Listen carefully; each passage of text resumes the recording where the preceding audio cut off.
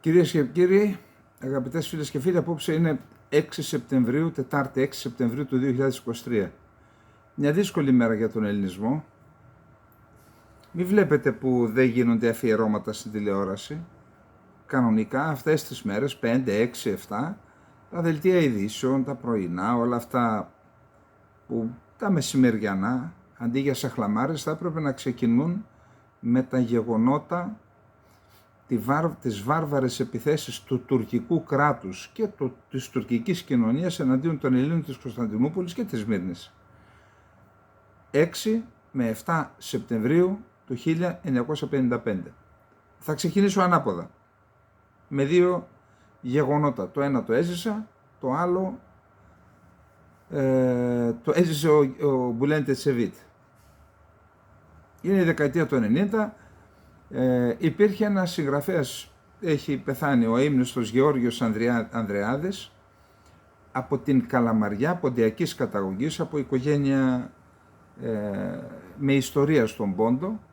Ο Γιώργος Ανδρεάδης είχε παντρέψει ή επισκέφθηκε τον Πόντο και εκεί έκανε ιδιαίτερους δεσμούς με τους ελληνόφωνους του Πόντου, της Τραπεζούντας, της περιοχής Τόνιας.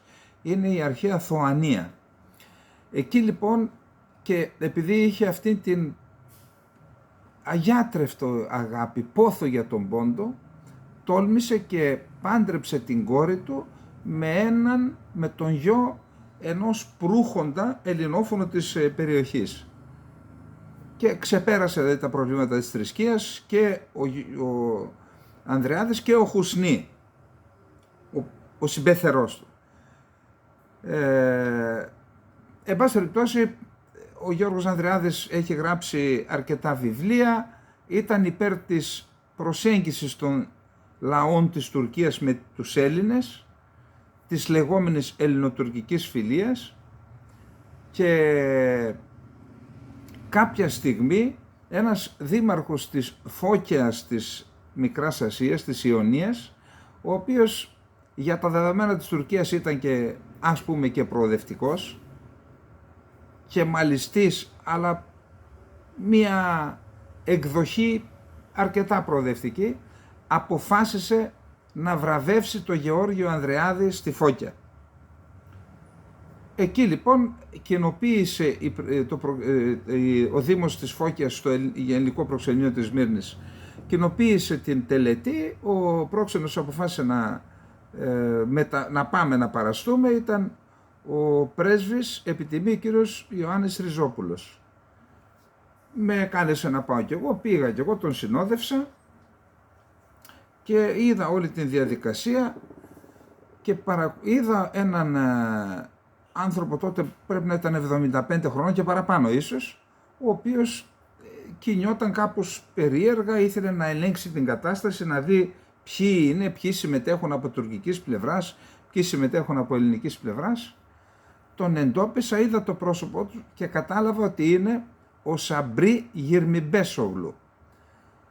Ο Σαμπρί Γυρμιμπέσογλου ήταν από τα ιδρυτικά, ήταν αξιωματικός του τουρκικού στρατού, από τα ιδρυτικά στελέχη της Διεύθυνσης Ανορθοδόξου Πολέμου, που αυτή είχε έδρα την Άγκυρα, μεσοτυχία με την Τζάσματ.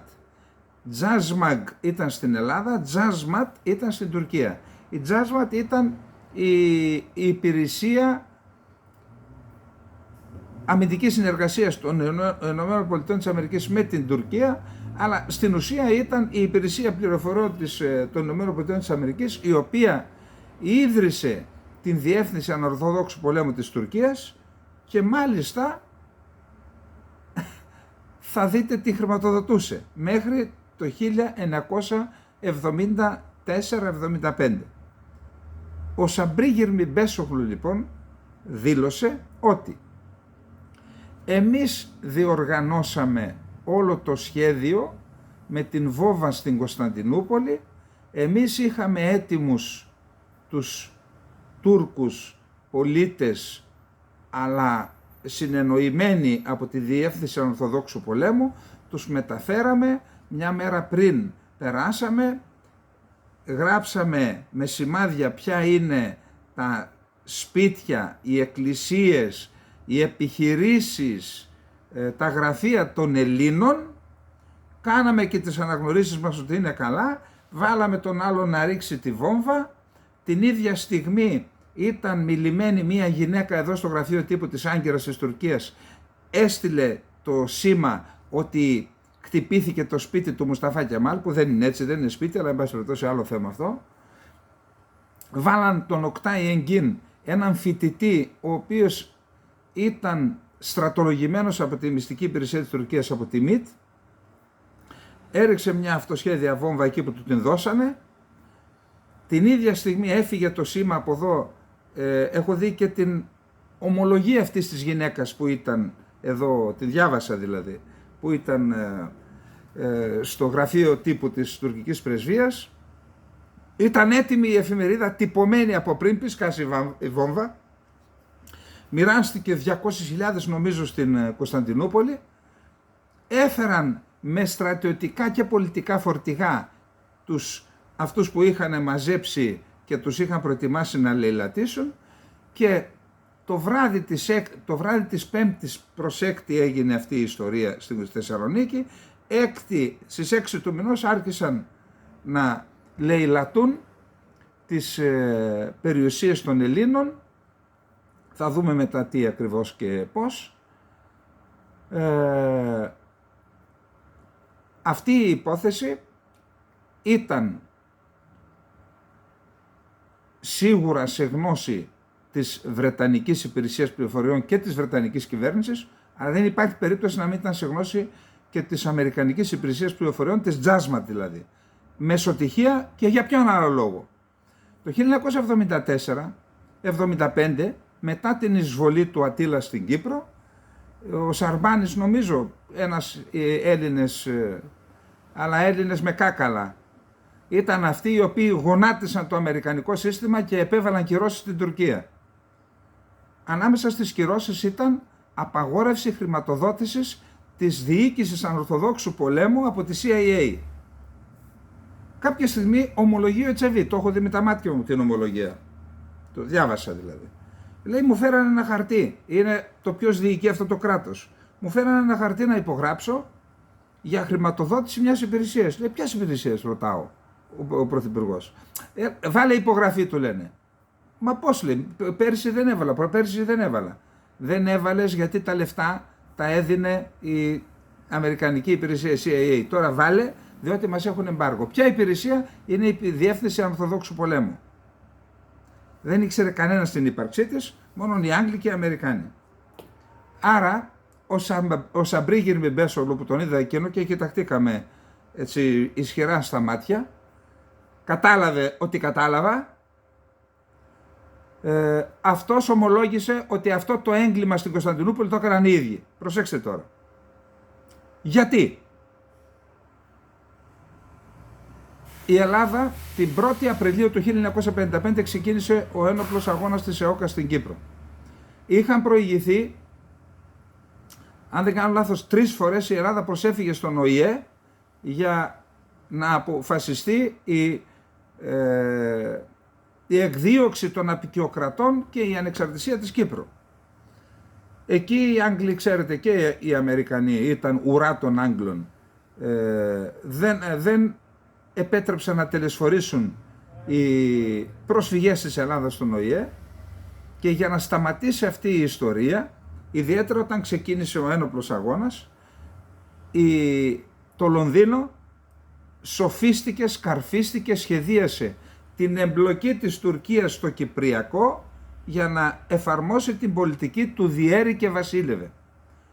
Τότε δέχθηκε η ελληνική κυβέρνηση, ήταν ο Παπάγος που δέχθηκε, μετά πέθανε ο Παπάγος, ήρθε ο Καραμαλής, ο οποίος είδε πιο ευνοϊκά την εμπλοκή της Τουρκίας. Εν πάση περιπτώσει, ξεκίνησε τα τέλη Αυγούστου, ξεκίνησε η τριμερή στο Λονδίνο.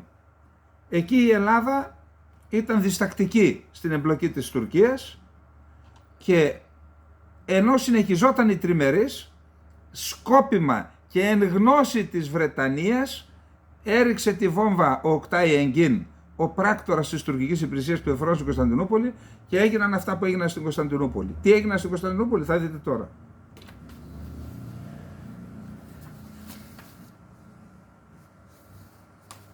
καταστράφηκαν.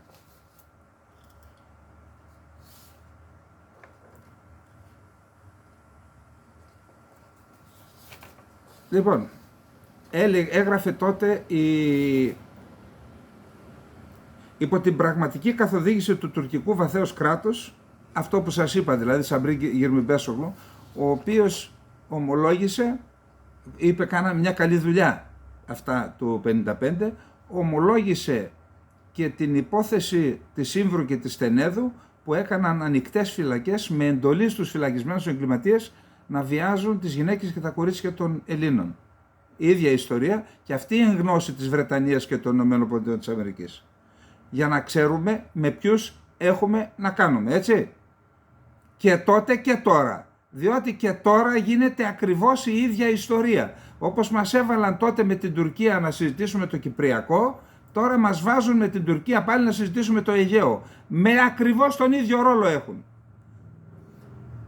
Λοιπόν, προσέξτε.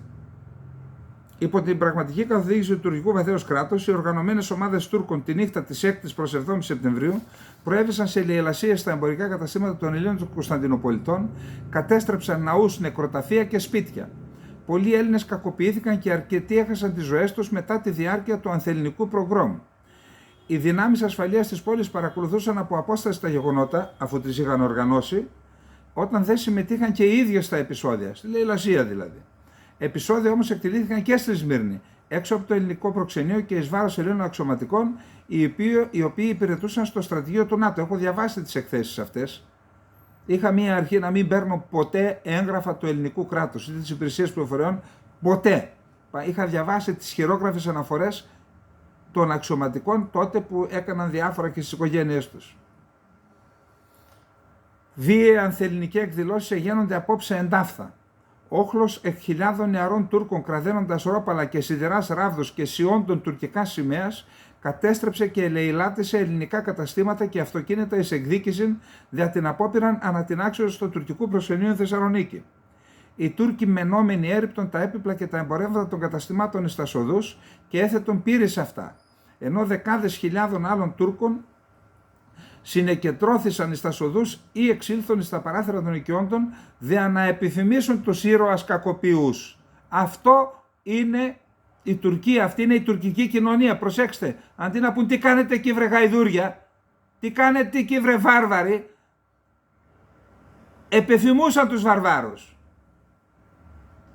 Οι Τούρκοι αστυνομικοί παρακολούθησαν χωρίς να παρεμποδίσουν τη λαιλασία. Έγραψε μεταξύ άλλων η Καθημερινή στο πρωτοσέλιδό της την 7η Σεπτεμβρίου περιγράφοντας τα δραματικά γεγονότα της προηγούμενης νύχτας. Στη διάρκεια των ταραχών υπέστησαν ζημιές περίπου 70 εκκλησίες, 73 εκκλησίες. Λαιλατήθηκαν 3.500 σπίτια. 1.000 σπίτια καταστράφηκαν ολοσχερώς ελληνικά. Λαιλατήθηκαν πάνω από 4.000 επιχειρήσεις. Έχασαν τη ζωή τους από 17 μέχρι 35 ανθρώπους. Τώρα οι αριθμοί δεν είναι ακρίβεις. Η οικονομική δραστηριότητα των Ελλήνων της Κωνσταντινούπολης υπέστη τεράστιο πλήγμα. Πολλές από τις επιχειρήσεις που καταστράφηκαν δεν μπόρεσαν να ορθοπεδήσουν και πολλοί Έλληνες έμειναν χωρίς εργασία. Από την πλευρά της, η ελληνική κυβέρνηση δεν κατάφερε να πιέσει αποτελεσματικά την τουρκική κυβέρνηση. Ποιος να πιέσει? Ποιος να πιέσει όταν δέχεσαι τριμερή, όταν σε έχουν οι Άγγλοι και οι Αμερικανοί σαν κουτάδι, μία από εδώ και μία από εκεί? Πώς θα μπορέσει να προστατεύσει τους Έλληνες? Ό,τι έγινε τότε γίνεται και τώρα, στη Βόρειο Ύπρο και στην Κύπρο, τα ίδια ακριβώς. Αδυνατεί αυτό το κράτος να υπερασπιστεί τους Έλληνες. Και μας βρήκε ο ένας και ο άλλος, οι Τούρκοι, οι Αλβανοί, οι Λίβοι, να ξεσχίζουν τους Έλληνες. Οι Αιγύπτιοι, οι Αιθίωπες προχθές.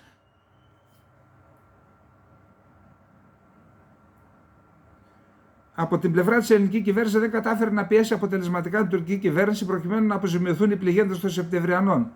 Όχι δηλαδή τι να σε κάψω Γιάννη, να σε αλείψω για να Γιάννη. Έπρεπε να αποτραπούν αυτά. Η τουρκική δικαιοσύνη συνέδεσε τα τραγικά γεγονότα με την κυβέρνηση του Μεντερές, αποσιωπώντας την εμπλοκή. Ιδέα δεν είχε ο Μεντερές. Λοιπόν, παρόλα αυτά, ο ελληνισμός της πόλης δεν μειώθηκε αριθμητικά, τον μείωσαν 9 χρόνια μετά, το 1964, στην ουσία με τη συνένεση του ελληνικού κράτους, έστειλαν εδώ στην Ελλάδα κάμια 30.000 Έλληνες, κλείσαν χιλιάδες ελληνικές επιχειρήσεις, οι εταμπλοί, άλλο θέμα το πούμε άλλη φορά αυτό, και όταν γύρισαν στην Ελλάδα δεν μπορούσαν να αντέξουν αυτό που υπέστησαν, 58 άτομα αυτοκτόνησαν τότε το 1964 από αυτούς που ήρθαν από την Κωνσταντινούπολη. Και προσέξτε τώρα, ο καλούμενος στη Σχολή Ευελπίδων κάθε χρόνο τέτοιες μέρες μας έκαναν έκθεση του Δημήτρη Καλούμενου, φωτογράφος, ο οποίος μπόρεσε ο άνθρωπος εκείνο το βράδυ, κινήθηκε και φωτογράφησε και είχε μια μεγάλη έκθεση από τις λαιλασίες και την έκανε στη Σχολή Ευελπίδων. Είναι τα πάθη που μας είπε ο κύριος Γεραπετρίτης. Λες και είναι από το Λουξεμβούργο. Τα πάθη, λέει, των δύο πλευρών. Ποια πάθη? Πάθη είναι αυτά? Είναι του Χριστού τα πάθη που τράβηξε ο ελληνισμός. Όχι τις ανοησίες που λέτε. Προσέξτε τι είπε ο καλούμενος, ο οποίος ήταν παρόν. Έστελνε γραπτά σημειώματα, διηγείται ο καλούμενος, στο προξενείο για τις καταστροφές και τις λαιλασίες. Καμία αντίδραση. Υπάρχουν κάποιες στιγμές που οι υπηρεσιακοί καλούμεθα να ρισκάρουμε. Κάτι περισσότερο από το να ενημερώσουμε το κέντρο. Δεν βγήκε καν βόλτα ο Έλληνας γενικός πρόξενος τότε όταν γινόταν τα γεγονότα. Σύμφωνα με μια τουρκική ιστοσελίδα που υπερασπίζεται τους Έλληνες, λέει ότι 73 εκκλησίες καταστράφηκαν, 1.004 σπίτια καταστράφηκαν, 4.348 καταστήματα Ελλήνων καταστράφηκαν, 27 φαρμακεία, 26 σχολεία, 3 εφημερίδες, 12 ξενοδοχεία, 11 κλινικές, 21 εργοστάσια και 110 ρεστοράν. Προσέξτε τώρα.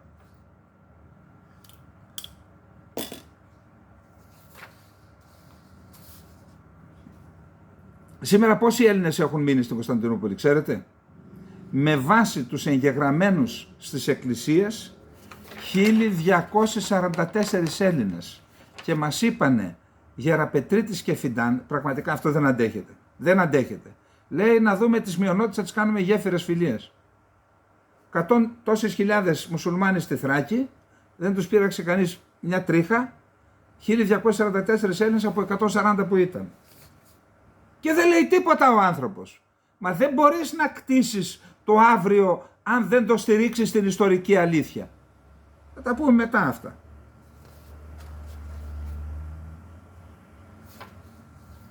Λοιπόν, αυτά με τα Σεπτεμβριανά, νομίζω δεν έπρεπε σήμερα να κάνει μια δήλωση του Υπουργείου Εξωτερικών, δεν ξέρω αν έκανε. Είδα ότι έκανε ο Δένδιας πάντως. Λοιπόν, πάμε στην Ουκρανία.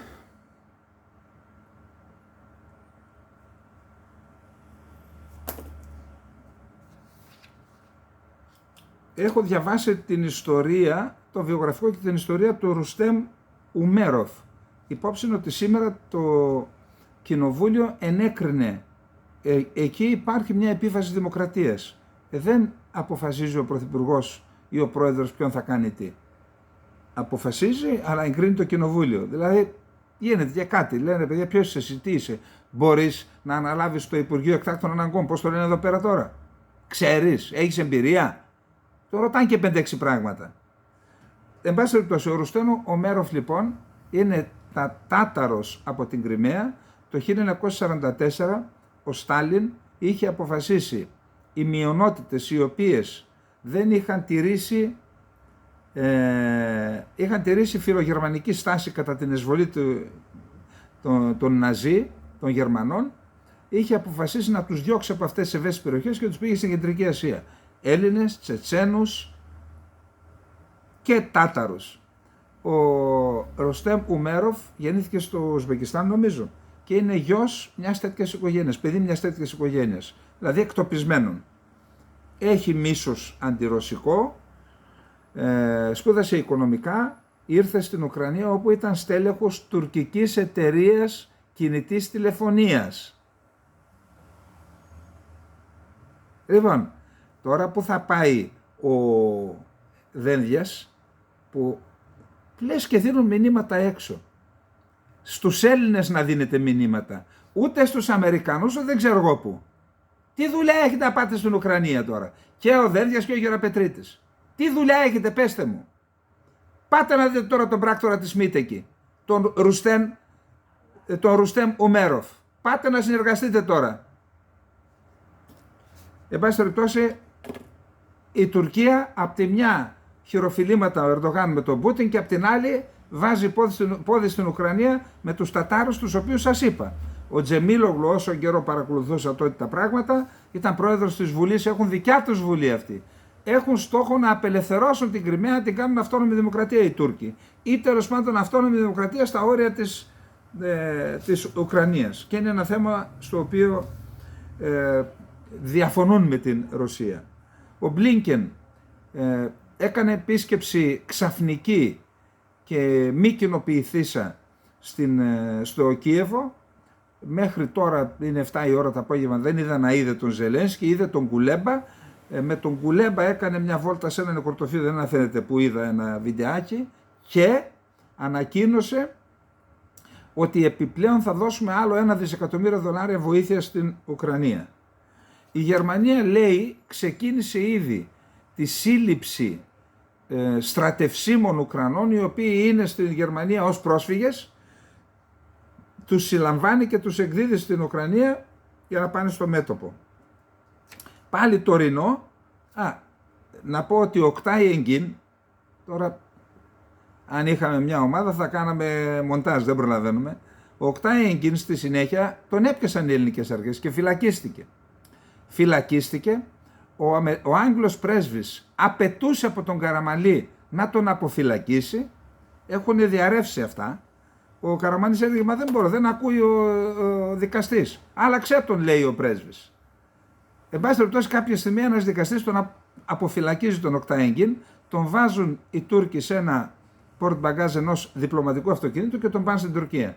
Στη συνέχεια ο Οκτάι Εγκίν έγινε νομάρχης στο Νεύσεχιρ. Το Νεύσεχιρ βρίσκεται στην Καπαδοκία, στη Νεάπολη, και ήταν αυτός που έδινε τα διαβατήρια στους γκρίζους λύκους, στις συμμορίες των γκρίζων λύκων που έκαναν εμπόριο σοκολάτας στην Ευρώπη και δηλητηρίαζαν, σκότωναν τα παιδιά της Ευρώπης, όπλων, και ήταν ο Τσατλή, είχε διαβατήριο από εκεί, με άλλο όνομα φυσικά, κανονικό παρακράτος. Έτσι, να μην ξεχνάμε, πίεζαν τον Καραμανλή να τον απελευθερώσει. Απόδειξε ότι ήταν δικιά τους δουλειά. Και αντί να τον κάνει πακέτο τον πρέσβη αυτόν, τι είπες? Πακέτο, απέλασε, καθόντωσαν αυτοί εδώ που μας κυβερνάνε τόσα χρόνια και γίνονται υποχείρια των ξένων. Αυτό πληρώνουμε, να το ξέρετε, αυτό πληρώνουμε. Εάν είχαμε κυβερνήσεις οι οποίες στεκόταν στα πόδια τους, με αξιοπρέπεια, απόλυτα προσαρμοσμένοι ή τέλος πάντων συνεπείς στις υποχρεώσεις μας απέναντι στους συμμάχους. Απόλυτα, όχι όμως δουλικοί. Σήμερα η Ελλάδα δεν θα ήταν έτσι. Δεν θα είχαμε χάσει την Κύπρο, δεν θα είχαμε χάσει ή θα κινδυνεύουμε να χάσουμε ό,τι έμεινε έξω από την Ελλάδα και μέσα από την Ελλάδα. Αν δεν ήταν δουλικοί προς τους ξένους. Αυτό είναι το βασικό πρόβλημα της Ελλάδας και έπονται τα άλλα. Λοιπόν, πάμε τώρα. Ενώ είναι ο Μπλίνκεν στο Κίεβο, ένας πύραυλος S-300, διαβάζω την ουκρανική πλευρά, έπεσε στην πόλη Κωνσταντίνευκα, που βρίσκεται δυτικά, περίπου 40 χιλιόμετρα δυτικά του Μπαχμούτ. Έχουμε μέχρι στιγμής 16 νεκρούς αμάχους και κάμια 30 τραυματίες. Η ρωσική πλευρά δεν είπε τίποτα, δεν έχει ανακοινώσει τίποτα για το θέμα. Λοιπόν,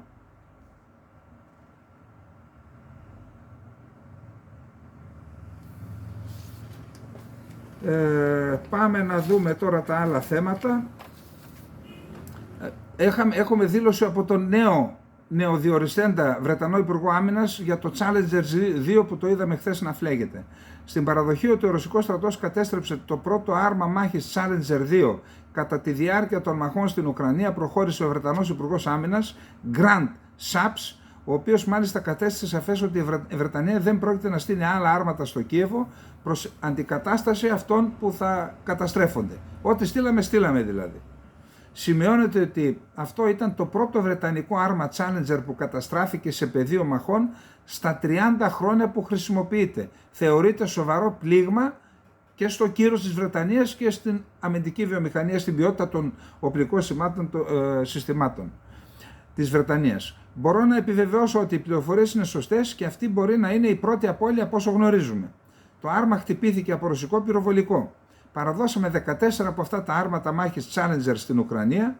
Καταλάβαμε ότι θα βρισκόντουσαν στη ζώνη μάχης, ότι θα μπορούσαν να υπάρξουν απώλειες, κάτι που συνέβη σε αυτή την περίπτωση. Είπε μιλώντας στο Sky News ο Σάπς, ο οποίος διευκρίνησε ότι τα μέλη του πληρώματος δεν σκοτώθηκαν. Είπε ότι δεν πρόκειται να στείλουμε άλλα. Είχαν 14 άρματα μάχης, τώρα έχουν ένα λιγότερο. Δημοσίευμα του Guardian αναφέρει πως αυτό ήταν το πρώτο άρμα που καταστράφηκε σε πεδίο μαχών, καθώς άλλο ένα Challenger 2 είχε καταστραφεί το 2003 στο Ιράκ λόγω λανθασμένων πυροβολισμών. Μόνοι τους το κατέστρεψαν τότε. Λοιπόν, η Μεγάλη Βρετανία διαθέτει 213 άρματα μάχης Challenger 2, από τα οποία τα 157 είναι σε ενέργεια, τα υπόλοιπα τα έχουν σε μακρά αποθήκευση. Times, ό,τι λένε οι Άγγλοι να το έτερον εκάτερον, έτσι, ό,τι λένε να το δίνουμε ιδιαίτερη προσοχή. Times, ο Ουκρανικός στρατός έχει μεγάλες απώλειες στο μέτωπο της Ζαπορίζια, η δυτική τεχνολογία, τα οπλικά συστήματα της Δύσης δεν έφερε την επιθυμητή ανατροπή στα μέτωπα. Σύμφωνα με τη Βρετανική εφημερίδα, οι μάχες στο τμήμα Ραμπότινο-Βερμποβόγε είναι πολύ δύσκολες. Οι επιμέρους μονάδες μειώθηκαν μόνο στο 25% του χρησιμοποιήσιμου ανθρώπινου δυναμικού σε σύγκριση με την αρχή της επιχείρησης. Χάσαν το 75% δηλαδή. Και σε ορισμένες περιπτώσεις ανασυγκροτήθηκαν και έγιναν τα τάγματα λόχοι και οι ταξιαρχίες γίναν τάγματα. Ή προσθέθηκαν σε άλλες ταξιαρχίες, δηλαδή είχαν λέει τεράστιες απώλειες. Ουκρανική αντεπίθεση. Το 90% του προσωπικού των όπλων δυνάμεων της Ουκρανίας θα πεθάνει. Πάλι γράφουν οι Times. Η Βρετανική εφημερίδα γράφει για τις υψηλές απώλειες των όπλων δυνάμεων της Ουκρανίας στο νότιο μέτωπο. Ο Ουκρανικός στρατός λέει ότι η μονάδα που εγκαταλείφθηκε που στάλθηκε για να αλλάξει την κατάσταση στο μέτωπο έχασε, εννοεί μάλλον την 58η είναι νομίζω, αερομετώφερο με ταξιαρχία, έχασε το 75% της δύναμής της.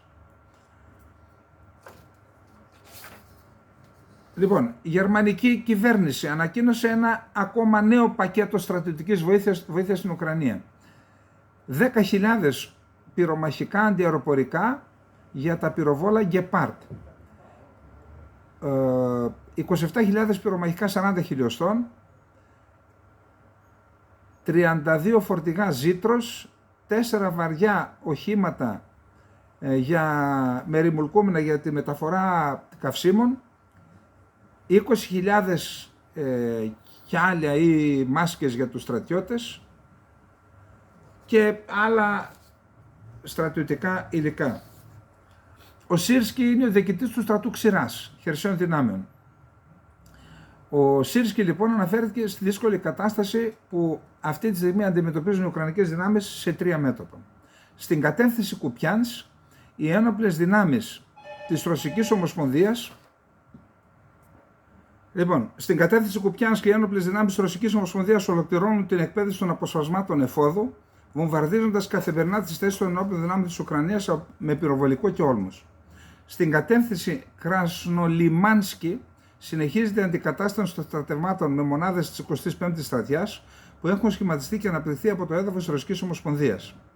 Οι σκληρές μάχες συνεχίζονται στην κατεύθυνση του Μπαχμούτ, οι ένοπλες δυνάμεις της Ρωσικής Ομοσπονδίας διατηρούν τις θέσεις τους. Αυτό λέει ο Ουκρανός. Εγώ είδα πάντως ότι στο νοτίος του Μπαχμούτ είδα οι ρωσικές πηγές ότι σε έναν οικισμό νοτίος του Μπαχμούτ έχουν μπει οι Ουκρανικές δυνάμεις, τον μισό ελέγχουν οι Ουκρανοί και τον άλλο μισό και λέει γίνεται μάχη σπίτι με σπίτι, δρόμο με δρόμο. Και λέει ότι αν αποκτήσουν τον έλεγχο αυτού του οικισμού θα έχουν ένα πλεονέκτημα για να χτυπήσουν από νότο, να ανακαταλάβουν την πόλη Μπαχμούτ. Ντανίλοφ είναι ο επικεφαλής του Συμβουλίου Ασφαλείας της Ουκρανίας. Η Ουκρανία δύσκολα θα κερδίσει χωρίς την υποστήριξη της αεροπορίας. Χωρίς την υποστήριξη της αεροπορίας, οι ουκρανικές δυνάμεις δύσκολα θα καταφέρουν να πετύχουν την νίκη και οι εταίροι του Κιέβου στο ΝΑΤΟ το γνωρίζουν αυτό καλά, είπε ο Ντανίλοφ. Νωρίτερα, στη συνέντευξη στο πρακτορείο ειδήσεων του Αζερβαϊτζάν Report, ο Ντανίλοφ είπε ότι οι ουκρανικές αρχές θέλουν να τερματίσουν την ένοπλη σύγκρουση μέχρι αυτόν τον χειμώνα και ότι το σχέδιο του Κιέβου είναι να ανακαταλάβει όλα τα εδάφη μέχρι αυτόν τον χειμώνα στα σύνορα του 1991. Το ζήτημα της επίτευξης αυτών των ορίων είναι πολύ δύσκολο. Είναι εκπληκτικό να ακούσει έναν στρατηγό του ΝΑΤΟ να λέει ότι μπορείς να κερδίσεις έναν πόλεμο χωρίς αεροπορική υποστήριξη. Να θυμάσαι ότι καμία επιχείρηση του ΝΑΤΟ δεν ξεκινά χωρίς αεροπορική υποστήριξη, γιατί οι ζωές των ανθρώπων διακυβεύονται εδώ. Μέχρι να έχουμε αεροπορική υποστήριξη θα είναι εξαιρετικά δύσκολο για μας να συνεχίσουμε να πολεμάμε, είπε ο Ντανίλοφ στη διάρκεια ομιλίας του στο Φόρουμ για την Ασφάλεια του Κιέβου που μεταδόθηκε στο YouTube. Γάλλος στρατηγός Delaware. Η ρωσική αντεπίθεση θα βάλει τέλος στον πόλεμο στην Ουκρανία. Ο Ντομινίκ Ντελαγουάρτ είναι σε εφεδρεία, στρατηγός σε εφεδρεία που μπορεί, λέει, να επανέλθει. Λέει ότι δεν έχει καμία ελπίδα η Ουκρανία και ότι οι Ρώσοι τελικά θα κάνουν αντεπίθεση και θα τελειώσουν αυτή τον πόλεμο. Γίνονται πολλές ενέργειες για να επιστρατευτεί κόσμο στην Ουκρανία, έχουν ανάγκες. Ο πόλεμος της Ουκρανίας με τη Ρωσία περιπλέκεται από το γεγονός ότι δεν διαθέτει αεροπορία που να μπορεί να αμφισβητήσει την αεροπορική υπεροχή της Ρωσίας, δήλωσε ο Βρετανός στρατιωτικός αναλυτής Σον Μπέλ. Σε συνέντευξή του στο Sky News, σημείωσε ότι η μετατροπή του μαχητικού F-16 σε αξιόπιστη αεροπορία, η συμμετοχή των F-16 σε μοίρες της Ουκρανικής πολεμικής αεροπορίας, απαιτεί χρόνο, εκπαίδευση, ανταλλακτικά, εμπειρία, τεχνογνωσία και μια σειρά από άλλους παράγοντες. Το πιο δύσκολο, κατά τη γνώμη του, είναι η εκπαίδευση των χειριστών. Το να μάθεις πώς να πετάς το F-16 δεν είναι δύσκολο, αλλά το να μάθεις πώς να χρησιμοποιήσεις μαχητικές του ικανότητες είναι ένα πολύ δύσκολο έργο, το οποίο θα πάρει χρόνο για να το κατακτήσεις. Ως εκ τούτου, ο Βρετανός στρατιωτικός αναλυτής τονίζει ότι ακόμη και αν μερικές μοίρες F-16 ήταν παρκαρισμένες απόψη στα ουκρανικά αεροδρόμια, αυτό δεν θα μπορούσε να αλλάξει την πορεία των επιχειρήσεων. Αυτά με την Ουκρανία. Πάμε γρήγορα στην Ρωσία. Οι ρωσικές δυνάμεις εγκατέλειψαν το χωριό Ραμπότινο στην περιοχή Ζαπορόζια, δήλωσε ο εκτελών χρέη κυβερνήτη της περιοχής Γεβγένι Μπαλίτσκι στον αέρα του Σολοβόι Live. Ο ρωσικός στρατός έφυγε κάνοντας υποχωρητικό ελιγμό από τον οικισμό, τακτικό υποχωρητικό ελιγμό από τον οικισμό, γιατί το να μείνει σε γυμνό αεροπλάνο, γιατί να μείνει σε γυμνό αεροπλάνο όταν δεν υπάρχει τρόπος να σκάψει εντελώς. Εννοεί ότι δεν υπάρχει πλέον το Ραμπότινο, το έχουν ισοπεδώσει, δεν μπορούν να αμυνθούν και λέει. Ως εκ τούτου ο ρωσικός στρατός υποχώρησε στους υπερκείμενους λόφους από το χωριό, που από εκεί ελέγχει το καταστραμμένο Ραμπότινο. Σύμφωνα με τον ίδιο, το Ραμπότινο σχεδόν δεν υπάρχει, είναι ένας οικισμός που έμεινε μόνο στο χάρτη, μπορούμε να πούμε ότι δεν τον ελέγχουμε. Παράλληλα, οι ρωσικές δυνάμεις κατέλαβαν τα κυρίαρχα υψώματα, ενώ οι ουκρανικές βρίσκονται στον πάτο και αυτή τη θέση ταιριάζει. Λοιπόν, η Μπέρμποκ κατηγορεί τη Ρωσία για την αποχώρησή της από τη συμφωνία και ότι είναι υπεύθυνη για την πείνα που θα έχουν ιδιαίτερα ορισμένες χώρες. Η Ζαχάροβα, τελικά οι εκλεκτοί σε εισαγωγικά κατάλαβαν ότι είναι εργαλείο της Δύσης, συνειδητοποίησαν ότι δεν πρόκειται για τη ρωσο-ουκρανική σύγκρουση, αλλά για την παγκόσμια προσπάθεια της Δύσης να επιστρέψει τον κόσμο σε απικιακή εξάρτηση, να διατηρήσει τον έλεγχο των παγκοσμίων πόρων που έχουν υποταχθεί σε αυτούς για αιώνες, για να γεμίσουν με πλούτο που δεν τους ανήκει, έγραψε στο Telegram η εκπρόσωπος του Ρωσικού Υπουργείου Εξωτερικών Μαρία Ζαχάροβα. Ρωτήστε τον Ντανίλοφ τι κρύβεται πίσω από αυτό, που είπε ότι όλα είναι πολύ πιο περίπλοκα. Δεν είναι μια διαφώτιση για το ρόλο της Ουκρανίας σε αυτή την ιστορική εποχή. Και λέει, προηγουμένως ο γραμματέας του Συμβουλίου Ασφαλείας της Ουκρανίας είπε ότι ο τρίτος παγκόσμιος πόλεμος έχει ήδη ξεκινήσει. Αν κάποιος πιστεύει ότι ο τρίτος παγκόσμιος πόλεμος δεν έχει ξεκινήσει, τότε είναι μεγάλο λάθος. Έχει ήδη ξεκινήσει, έχει περάσει από την υβριδική φάση στην ενεργό. Αν κάποιος πιστεύει ότι αυτή η αντιπαράθεση μεταξύ Ρωσίας και Ουκρανίας, ότι αυτή είναι αντιπαράθεση μεταξύ Ρωσίας και Ουκρανίας κάνει λάθος. Όλα είναι πιο περίπλοκα. Αυτά τα είπε στο Φόρουμ Ασφαλείας στο Κίεβο. Δηλαδή ότι η Ουκρανία συμμετέχει σε ένα παγκόσμιο πόλεμο ως ενεργούμενο της Δύσης εναντίον της Ρωσίας. Τι να πω τώρα.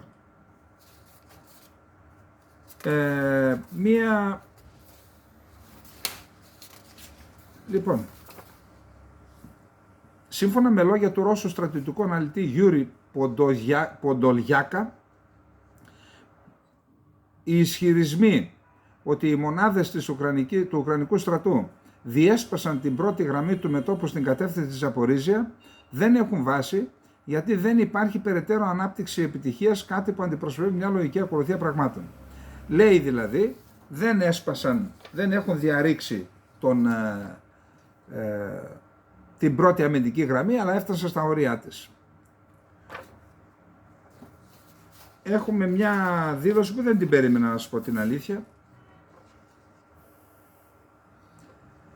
Αναφέρεται ότι οι Ρώσοι έριξαν μια βόμβα 1500 κιλών που έχει 700 κιλά εκρηκτικά με Σουχόι 34. Θεωρείται, λέει, μεγάλη επιτυχία. Θα μπορούν τα Σουχόι 34 ή 35 να κοβαλούν μέχρι 3 τέτοιες βόμβες. Είναι βόμβες ολίσθησης που δεν είναι εύκολο να εξουδετερωθούν από τα αντιαεροπορικά, και λέει ότι κατέστρεψαν 4 ταξιαρχίες. Τώρα δεν ξέρω αυτό τι ακριβώς σημαίνει.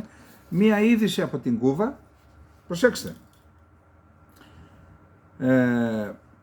Το μεταδίδει το CNN και η Κούβα, λέει, κατηγόρησε τις ρωσικές υπηρεσίες ότι προσπαθούν να στρατολογήσουν Κουβανούς για να τους πάρουν ως μισθοφόρους να πολεμήσουν στον πόλεμο στην Ουκρανία. Η Κούβα δεν το δέχεται αυτό, εξουδετέρωσε τέτοια σχήματα που υπάρχουν. Μπράβο στην Κούβα. Δείχνει ότι παρότι έχει στρατηγική σχέση, παρότι χρωστάει, αν δεν κάνω λάθος, 19 δισεκατομμύρια δολάρια από αυτά που τα δάνεια που έδινε η Σοβιετική Ένωση για να την έχει σύμμαχο, παρόλα αυτά είναι μια ανεξάρτητη χώρα. Έτσι πρέπει να είναι οι χώρες.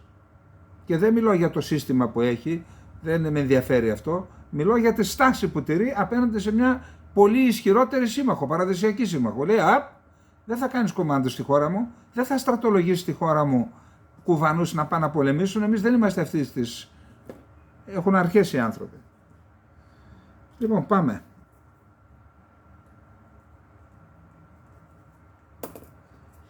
Έχω διαβάσει ένα ενδιαφέρον άρθρο του Φαμπιάν Χίντς σε ένα ευρωπαϊκό think tank είναι, το έχουμε και στην ιστοσελίδα μας των Υφογνώμων, που κάνει μία εκτενή αναφορά στο ιστορικό των προσπαθειών που έχουν καταβάλει οι Ιρανοί για να αποκτήσουν πρώτον πυραυλική τεχνολογία και στη συνέχεια να αναβαθμίσουν τις δυνατότητες παραγωγής πυράβλων που έχουν και από υποηχητικούς να πάνε σε υπερηχητικούς πυράβλους. Λέει ένα ιστορικό, αγόρασαν από την Ουκρανία, λέει, κάποιους σοβιετικούς πυράβλους, βρήκαν και έναν κινητήρα που κάνει για υπερηχητικά από τη Χεσμολάχ. Τώρα πώς το βρήκε η Χεσμολάχ δεν ξέρω. Εγώ ξέρω ότι η Χεσμολάχ παίρνει από το Ιράν. Ότι έχουν αναπτύξει υπερηχητικό πύραυλο, ο οποίος είναι εδάφους επιφανείας, δηλαδή είναι αντιπλοϊκός, που αυτό έχει τεράστια σημασία, γιατί από τις θάλασσες, τον Περσικό κόλπο και τις άλλες θάλασσες που βρίσκονται στα ανοιχτά του Ιράν, περνάει παραπάνω από το μισό του πετρελαίου που διοχετεύεται στον κόσμο, έτσι. Είναι τεράστια σημασία σε αυτό και είναι και δύσκολο να αντιμετωπιστούν αυτοί οι υπερηχητικοί πύραυλοι. Επίσης αναφέρει ότι υπάρχει πρόγραμμα, σύμφωνα με εκτιμήσεις, στο οποίο εργάζονται για να κατασκευάσουν πύραυλο εδάφους, δηλαδή για επιθέσεις στην ξηρά, και αναφέρεται κυρίως στο Ισραήλ και όχι μόνο, και αυτό είναι μια σοβαρή εξέλιξη για την ισορροπία στην περιοχή. Και επίσης λέει ότι μπορεί να υπάρχουν παράλληλα και 2 προγράμματα.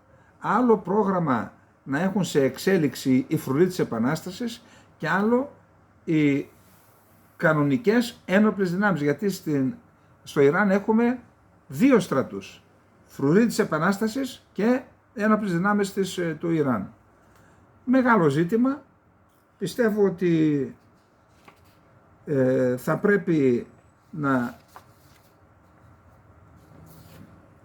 απασχολήσει την Ελλάδα. Δεν γίνεται μόνο αγοράζοντας όπλα να υπάρχει σαν κράτος. Μακάρι να ήμασταν σε μια περιοχή που δεν υπάρχουν απειλές. Είπα πριν από λίγο το Λουξεμβούργο, ξέρω πια, η Πορτογαλία δεν έχει απειλή. Να είμαστε σε μια τέτοια περιοχή, όντως παίρνεις 5 όπλα από εδώ, 7 από εκεί και έτσι για να τάγεις, για να σε σέβονται. Εδώ δεν υπάρχουν τέτοια ζητήματα. Εδώ υπάρχουν ουσιαστικές απειλές. Θα δείτε παρακάτω το άλλο θέμα. Δεν ησυχάζουν. Η Τουρκία δεν ησυχάζει. Έχει αυτοκρατορικά αντανακλαστικά και ένστικτα και θέλει να επεκταθεί. Το κάνει άλλωστε. Εάν η Ελλάδα δεν αποφασίσει να δει την απειλή και με βάση αυτή να οργανωθεί, δεν θα μπορέσει να αντέξει την πίεση. Πώς θα το κάνουμε δηλαδή? Πρέπει να αλλάξουμε. Πάμε. Κίνα. Λοιπόν, η Κίνα δημοσίευσε ένα χάρτη. Το έχουμε ξαναπεί, αλλά εδώ διάβασα ένα άρθρο της Jill Goldengiel και είναι πραγματικά πολύ σημαντικό. Δημοσιεύτηκε στο Forbes, το έχουμε και στην ιστοσελίδα μας. Ακούστε. Η Κίνα δημοσίευσε ένα χάρτη. Δεν είναι ένας χάρτης που έβγαλε ο Ινφογνώμων ή ένας εκδοτικός οίκος ή τέλος πάντων κανένα Ινστιτούτο που έχει μια χαλαρή σχέση με το κράτος. Όχι. Είναι επίσημος χάρτης, τον οποίο τον δημοσίευσαν και έχει αυτοκρατορικός χάρτης και συμπεριλαμβάνεται σε αυτόν εδάφη. Από τη Ρωσία, θα δείτε μετά. Από την Ινδία. Κυρίως όμως συμπεριλαμβάνονται θαλάσσιες ζώνες αμφισβητώντας την UNCLOS, δηλαδή τη Σύμβαση για το Διεθνές Δίκαιο της Θάλασσας. Κοιτάξτε εδώ τι γίνεται τώρα. Περιμένετε. Λοιπόν, η Κίνα έχει χαρτογραφήσει τις αυτοκρατορικές της φιλοδοξίες. Την περασμένη Δευτέρα, το Κινέζικο Υπουργείο Φυσικών Πόρων δημοσίευσε το νέο του τυποποιημένο χάρτη, ο οποίος περιλαμβάνει όχι μόνο την Ταϊβάν, και αυτό είναι καινούριο, αλλά και τμήματα των θαλασσίων ζωνών των Φιλιππίνων, του Βιετνάμ, του Μπρουνέι, της Ινδονησίας και της Μαλαισίας. Περιλαμβάνει επίσης γη, την οποία η Κίνα διεκδικεί από την Ινδία, ακόμα και ένα μέρος της ρωσικής επικράτειας. Έχει τεράστια σημασία αυτό οι διεκδικήσεις στην θάλασσα της Νότιας Κίνας, να το διαβάσετε το άρθρο, να δούμε πώς αντέδρασαν οι χώρες. Η Ρωσία απλώς δήλωσε, εμείς δεν έχουμε, τα έχουμε κανονίσει, ένα νησί που υπάρχει σε ένα ποτάμι, κοντά στο Βλαδιβοστόκ, και λέει εμείς το 2005 συμφωνήσαμε και μοιράσαμε το νησί. Άρα τι μας το παρουσιάζεται όλο σαν κινέζικο? Τώρα, η Μαλαισία μίλησε πρώτη στις 30 Αυγούστου, δηλώνοντας ότι δεν αναγνωρίζει τις κινέζικες διεκδικήσεις. Οι Φιλιππίνες, η Ινδονησία και το Βιετνάμ μίλησαν την επόμενη μέρα, καταδικάζοντας όλες τις παραβιάσεις του διεθνούς δικαίου από την Κίνα και επικαλούμενη τη σύμβαση του ΟΗΕ για το Διεθνές Δίκαιο της Θάλασσας, την UNCLOS. Όλα αυτά τα κράτη και η Ινδία επέβαλαν διπλωματικές διαμαρτυρίες, κανονικά, επίσημα. Το Μπρουνέι, το οποίο έχει ιστορικό δημόσια σιωπή ή συνένεση με τις αξιώσεις της Κίνας για τη δική του ΑΟΣ, το Μπρουνέι είναι η πλουσιότερη χώρα στον κόσμο, έτσι. Εξέδωσε δήλωση κατά του χάρτη, δηλώνοντας ότι είναι ουσιώδες στα ζητήματα θαλάσσιας οριοθέτησης να διευθετούνται σύμφωνα με την UNCLOS. Η Ρωσία επίσης απέρριψε το χάρτη, αν και χωρίς να επικαλεστεί το διεθνές δίκαιο. Ακόμη και το Νεπάλ τάχθηκε κατά του χάρτη, ο δήμαρχος του Κατμαντού ακύρωσε επίσκεψη που είχε προγραμματίσει για το Πεκίνο. Επίσης δεν υπάρχει, είναι ασαφές αν συμπεριλαμβάνονται τα νησιά που που διεκδικούν η Ιαπωνία και η Κίνα. Είναι κάποια νησιά, δεν θυμάμαι τώρα το όνοματά τους ποια είναι. Λοιπόν, γιατί είναι σημαντικός αυτός ο χάρτης? Γιατί η Κίνα συμπεριφέρεται όπως ακριβώς συμπεριφέρεται η Τουρκία, κατά αναλογία. Δηλαδή αυτοκρατορικά, δεν την ενδιαφέρει τι λέει η Σύμβαση για το Δίκαιο της Θάλασσας του ΟΗΕ, η UNCLOS, και κάνει αυτό που θέλει. Τα ίδια κάνει η Τουρκία. Και θεωρώ ότι η ελληνική διπλωματία και τα think tank ό,τι έχουμε πρέπει να παρακολουθούν όλη αυτή την κατάσταση, να είμαστε στη συνεννόηση με τις χώρες που υφίστανται τις αντίστοιχες πολιτικές της Κίνας, να ενώνουμε τις φωνές μας για να μπορέσουμε να αντισταθούμε μαζί. Εμείς μαζί τους στις παραβιάσεις της Κίνας και αυτοί μαζί μας στις παραβιάσεις της Τουρκίας. Νομίζω ότι αυτό είναι διπλωματία. Εκτός και αν θεωρείτε κάτι άλλο. Να πηγαίνετε στις πρεσβείες και να λέτε κύριε, τι θέλετε να κάνω. Όπως η κυρία Παπαδοπούλου. Βάλαν την κυρία Παπαδοπούλου με παρελθόν, ξέρουν τι εννοώ. Με βεβαρημένο αμαρτωλό παρελθόν, βάλαν να είναι επικεφαλής στο πολιτικό διάλογο. Τι λέτε καλέ. Τι λέτε καλέ. Να ξέρετε ότι δεν θα σας περάσει. Κρατήστε το αυτό. Λοιπόν, σοβαρότατες εξελίξεις. Σοβαρότατες εξελίξεις στην Αρμενία. Έγινε και αυτό. Η Αρμενία, μια χώρα διαλυμένη, με τους Αρμένιους του Ναγκόρνο Καραμπάχ από την αρχή του έτους να βρίσκονται σε καθεστώς κανονικής εθνοκάθαρσης, κανονικότατης, από Αζέρους, Τούρκους και συμμετοχή των Ισραηλινών δια της τεθλασμένης. Γιατί οι Ισραηλινοί έχουν ανάγκη το Αζερβαϊτζάν να έχουν εκεί μια δυνατότητα, ίσως και μια βάση, αν γίνει κάτι να βαρέσουν το Ιράν.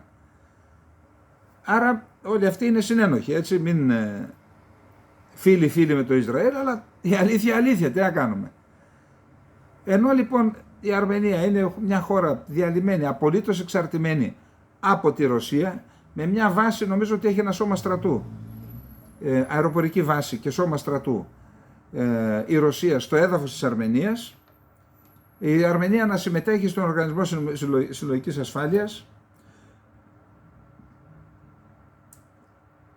θα διεξαχθεί κοινή άσκηση Αρμενίας Ηνωμένων Πολιτειών της Αμερικής υπό την επωνυμία Eagle Partner 2023 από τις 11 μέχρι τις 20 Σεπτεμβρίου για να προετοιμάσει τις δυνάμεις της να συμμετάσχουν σε διεθνείς ειρηνευτικές αποστολές. Δεν αναφέρεται πόση δύναμη θα συμμετέχει από τη μια και από την άλλη πλευρά ή τίποτα άλλο. Θα τα δούμε τις επόμενες μέρες. Εμφανώς ενοχλημένη η Ρωσία, η οποία αντέδρασε η Ζαχάροβα στη δήλωση που την είπαμε χθες του Πασινιάν, άρα δεν είναι τυχαία όλα αυτά. Κάνουμε συνέντευξη στη Λα Ρεπούμπλικα, δηλώνουμε ότι είναι λάθος να βάζουμε όλα τα αυγά σε ένα καλάθι, κύριε Μητσοτάκη, κύριε Δένδια και κύριε Γεραπετρίτη, γιατί αυτό πληρώνει τώρα η Αρμενία και πιθανότητα με αυτά προετοίμαζε αυτό που είδαμε τώρα, την κοινή άσκηση με τις ΗΠΑ. Απορρίπτει η Ρωσία ότι αποσύρεται σταδιακά ή χάνει επιρροή στο Νότιο Κάφκασο. Για να δούμε εδώ. Λοιπόν, ο εκπρόσωπος του Κρεμλίνου, Δημήτρη Πεσκόφ, δήλωσε στους δημοσιογράφους την Τρίτη ότι διαφωνεί με τα σχόλια του Πασινιάν. Η Ρωσία είναι, προσέξτε λέξεις που χρησιμοποίησε, απολύτως αναπόσπαστο μέρος αυτής της περιοχής. Η Ρωσία παίζει έναν συνεπή, πολύ σημαντικό ρόλο στη σταθεροποίηση της κατάστασης σε αυτή την περιοχή και θα συνεχίζουν να παίζουν αυτόν τον ρόλο. Συγγνώμη, η Ρωσία κάθεσε, δεν βοήθησε την Αρμενία, αν δεν μπορούσε να το κάνει φανερά, μπορούσε να το κάνει με άλλους τρόπους, να αντιμετωπίσει την εισβολή των Αζέρων και την συνεχιζόμενη εθνοκάθαρση που είναι σε εξέλιξη σήμερα στο Καραμπάχ. Άρα δίκιο έχουν οι Αρμένοι να εξανίστανται. Γιατί δεν τους βοηθήσατε? Αυτό είναι η συμμαχία. Προσέξτε τώρα τι γίνεται. Και άλλα έχουμε. Αυτές τις μέρες είναι σε εξέλιξη κινητοποίηση των αζερικών δυνάμεων προς τα σύνορα και με τον Ναγκόρνο Καραμπάχ και με την Αρμενία.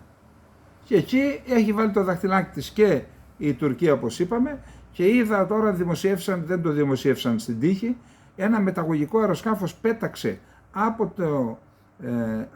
από τον Μπακού, πέρασε στη Γεωργία, στην Τουρκία και κατευθύνθηκε στο Ισραήλ. Προσγειώθηκε κάπου εκεί, νομίζω στην Άκαμπα, να μεταφέρει κάτι. Εντάξει.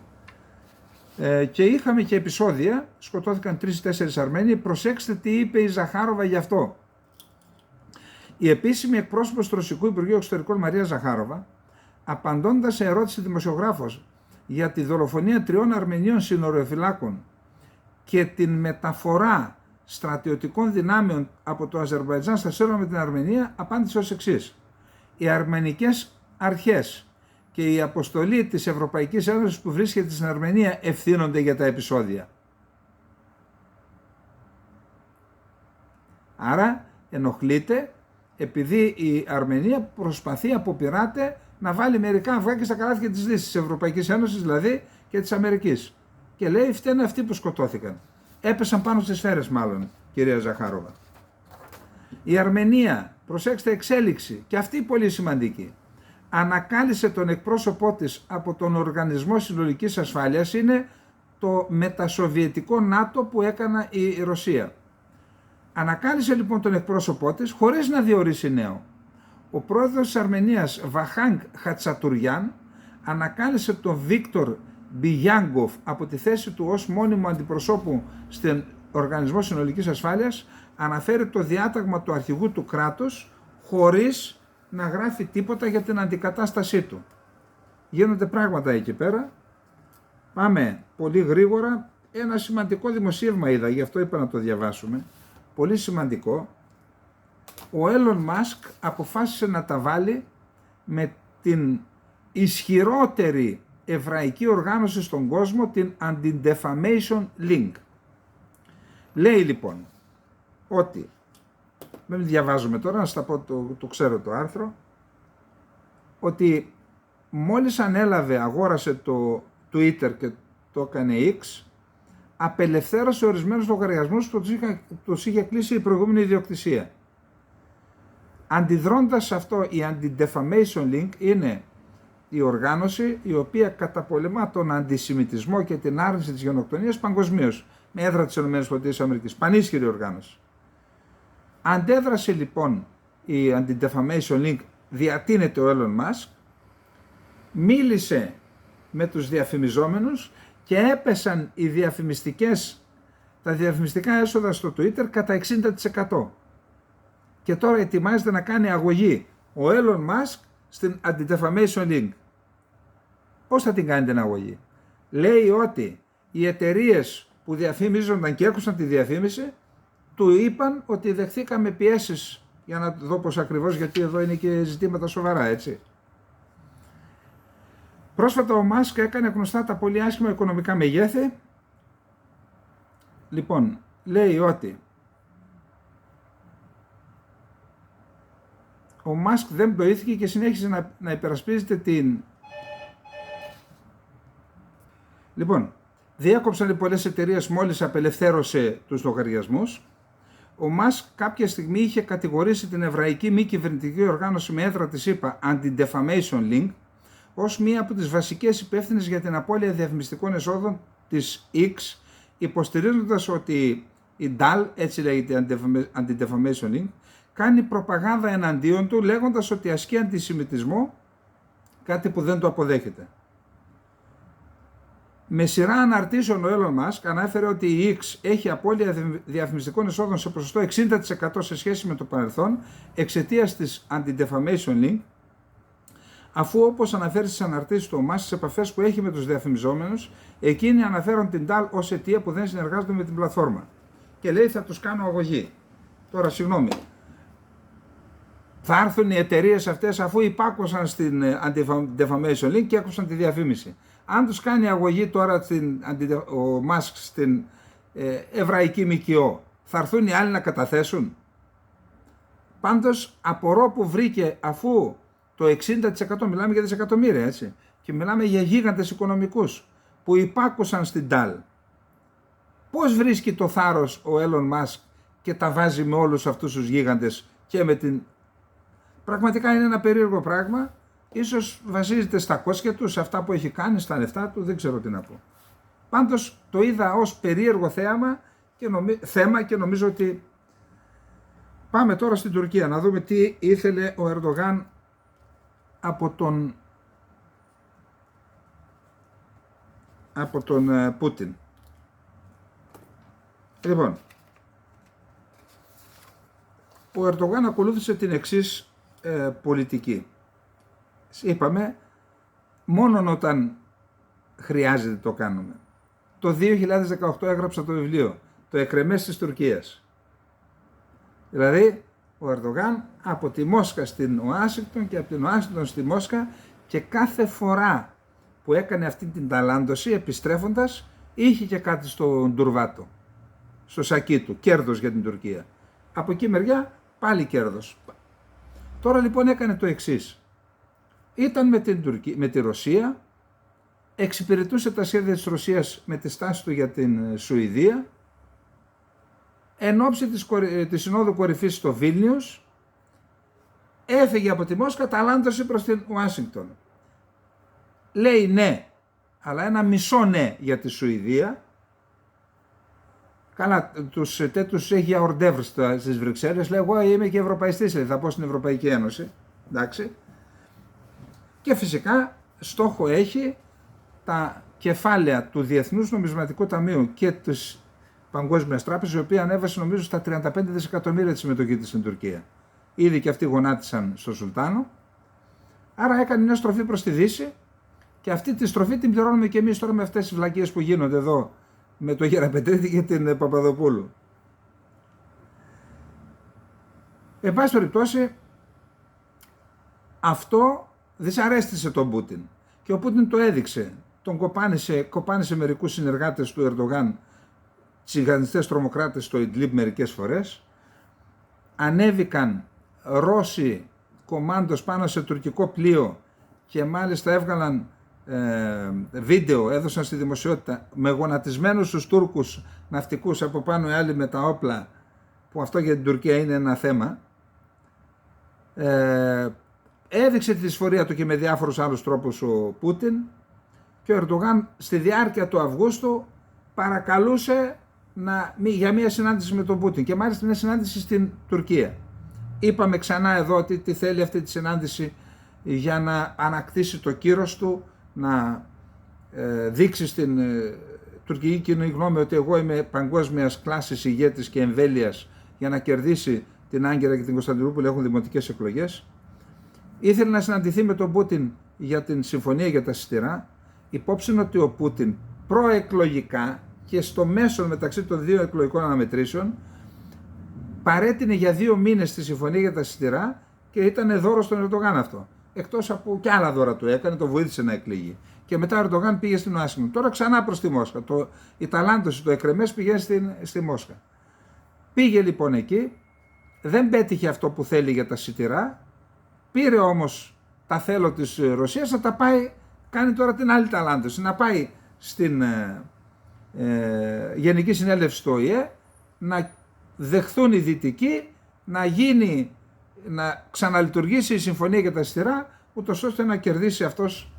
Επίσης θέλει να διεκδικήσει, να διατηρήσει μάλλον το ρόλο του, ή να ενισχύσει το ρόλο του διαμεσολαβητή που διεκδικεί για την μεταξύ της Ουκρανίας και της Ρωσίας. Λοιπόν, για να δούμε. Ο Μάρκ Τσάμπιον λέει ορισμένα πράγματα στο Bloomberg Opinion.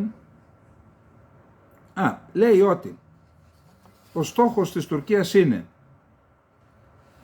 λέει σε ένα σημείο, δεν θα ήταν σωστό φυσικά να κατανοήσει κανείς οτιδήποτε από αυτά ως μια πλήρη στροφή του Ερντογάν προς τη Δύση. Αυτά να τα ακούν και εδώ. Στόχος του είναι να καθιερώσει την Τουρκία ως περιφερειακή δύναμη σε έναν αναδυόμενο πολυπολικό κόσμο, ικανή να κάθεται στο ίδιο τραπέζι και να παραβγαίνει σε διάφορα πεδία με τη ΣΥΠΑ, την Ευρωπαϊκή Ένωση, την Κίνα, την Ινδία και τη Ρωσία, μεταξύ άλλων. Αυτό σημαίνει προσπάθεια να παίξει πολύ υψηλότερα από εκεί που το επιτρέπει το ειδικό βάρος της Τουρκίας και να στρέψει ισχυρότερες δυνάμεις τη μία εναντίον της άλλης. Λέει δε ότι ένας από τους λόγους που τώρα προσπαθεί να κάνει ένα πολιτικό κεφάλαιο, γεωπολιτικό κεφάλαιο με τον Πούτιν και να ξαναγυρίσει στη Δύση, είναι γιατί στη Δύση υπάρχουν τα λεφτά που χρειάζεται η τουρκική οικονομία και είναι και τα F-16. Λοιπόν, αυτά για την Τουρκία. Πάμε τώρα στην Κύπρο, για να μην ξεχνάμε την Κύπρο, και μετά να κλείσουμε με την επίσκεψη Γεραπετρίτη. Λοιπόν, ακούστε. Διαβάζω ότι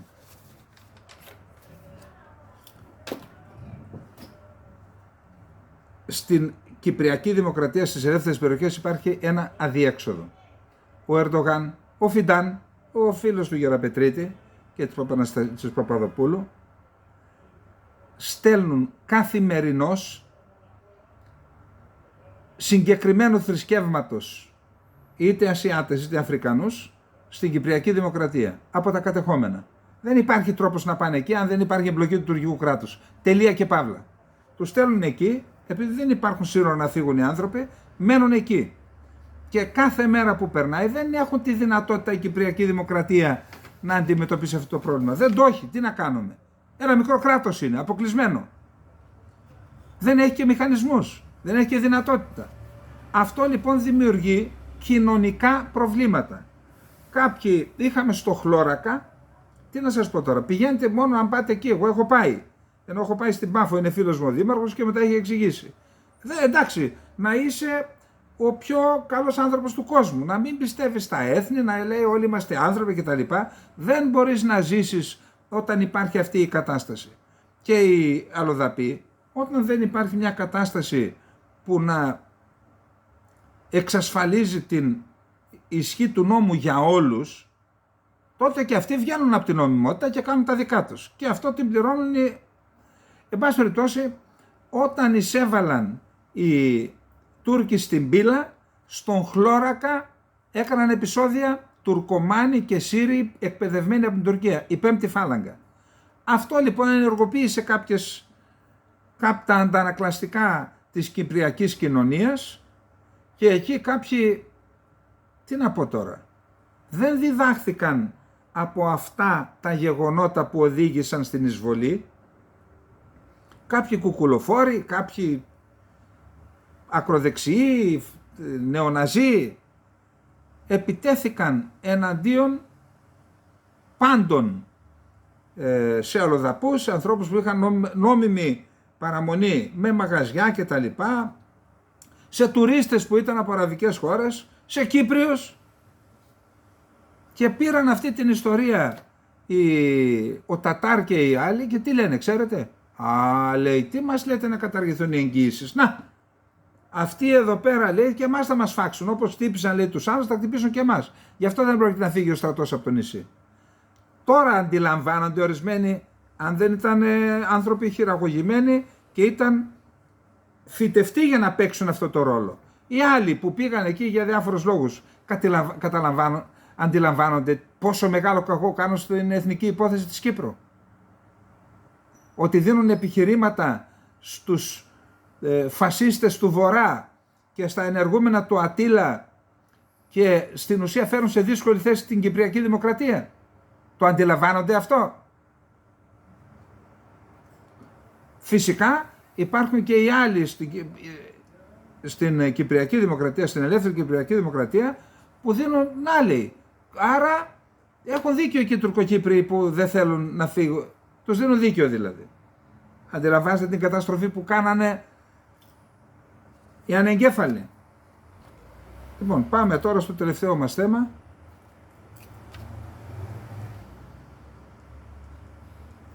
Λοιπόν, μίλησα με πρώην υπουργούς εξωτερικών, με ανθρώπους, με διπλωμάτες και μου είπαν τα εξής για την επίσκεψη Γεραπετρίτη.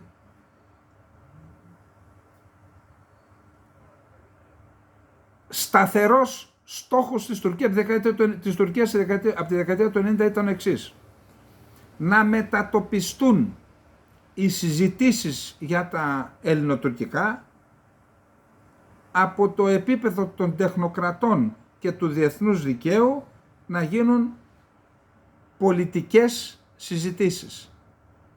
Αυτό φαίνεται ότι το πέτυχαν. Διολυσθαίνουμε, γιατί οι διερευνητικές δεν ήταν πολιτικές. Διολυσθαίνουμε σε αυτό. Δεύτερον, θέση πάγια της Τουρκίας. Έξω όλοι, μεταξύ μας να τα βρούμε. Ούτε Αμερικανοί, ούτε Ευρωπαϊκή Ένωση, ούτε ένα τίποτα. Οι δυο μας. Και είπε ο Φιντάν, ο διάλογος θα γίνει χωρίς όρους. Κάτι ψέλισε ο Γεραπετρίτης χωρίς προϋποθέσεις, λέει χωρίς όρους.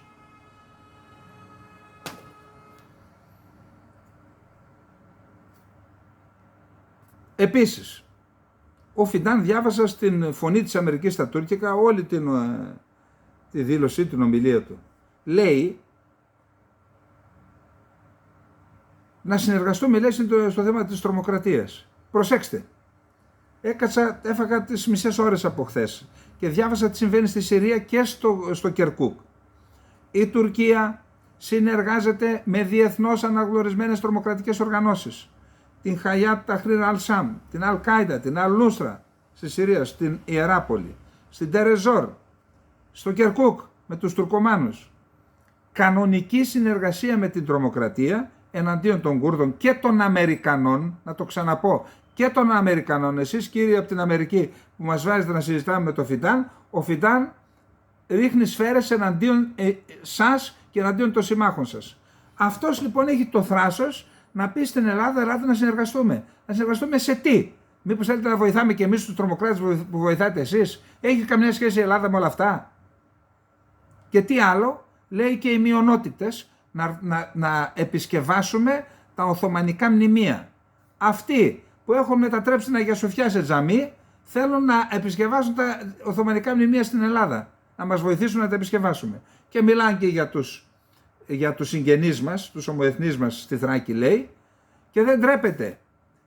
Με τους 1244 Έλληνες που άφησαν το Μπιανέτ, μπείτε και διαβάστε, είναι μια ιστοσελίδα, διαβάστε να δείτε σε τι κατάσταση ζουν οι χριστιανοί και τι φόβος υπάρχει από την πλευρά. Φοβούνται το τουρκικό κράτος γιατί είναι συνέχεια υπό επιτήρηση. Θυμηθείτε τι κάνα προχθές με την Αγία Σοφιά, με την Παναγία Σουμελά.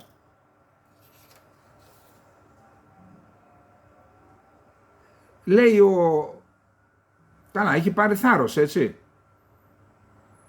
Ο Φιντάν λέει η Ευρωπαϊκή Ένωση ποτέ δεν θα μπορέσει να γίνει παγκόσμια δύναμη χωρίς τη συμμετοχή της Τουρκίας.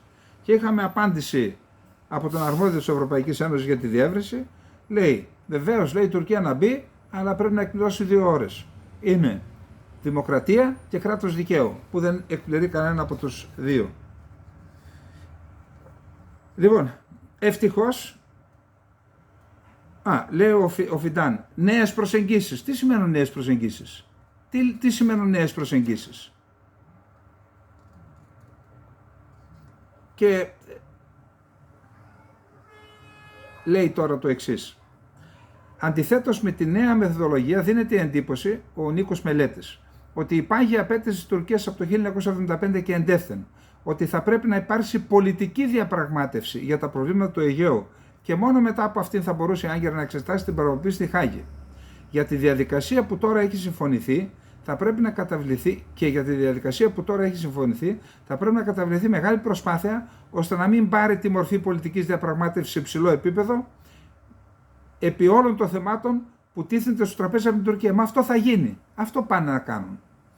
Εάν οι εντεταλμένοι για τις διερευνητικές επαφές πρώην διπλωμάτες, ακαδημαϊκοί και εμπειρογνώμονες μπορούσαν χωρίς καμία δέσμευση να συζητήσουν θέματα όπως το εύρος των ελληνικών χωρικών υδάτων, την έγερση γκρίζων ζωνών και αποστατικοποίησης, είναι προφανές ότι δεν θα είναι χωρίς συνέπειες. Αυτό λέει οι ακαδημαϊκοί και οι πρώην διπλωμάτες μπορεί να το συζητούσαν. Τώρα όμως που συμμετέχει η κυρία Παπαδοπούλου, άμα συζητηθεί, αυτό γράφεται στα κοιτάπια.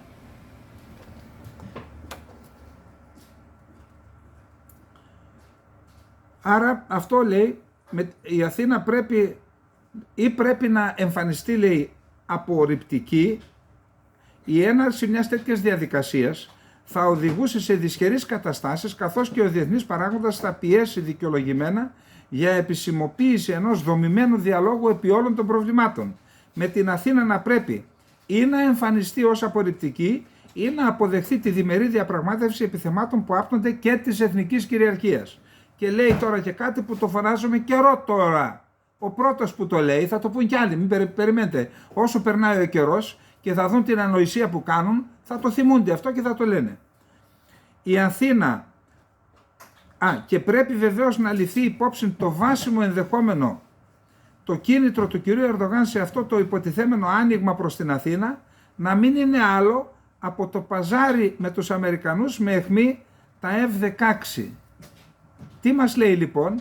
Μας λέει ότι όλη αυτή η ιστορία η Τουρκία την κάνει, δηλαδή δεν πετάνε πάνω στο Αιγαίο, αυτό οι δικοί μας προσπαθούν να εκμεταλλευτούν, για να πάει στο Κογκρέσο και να πει, ορίστε, δεν πετάμε γιατί δεν μας δίνουν τα F-16.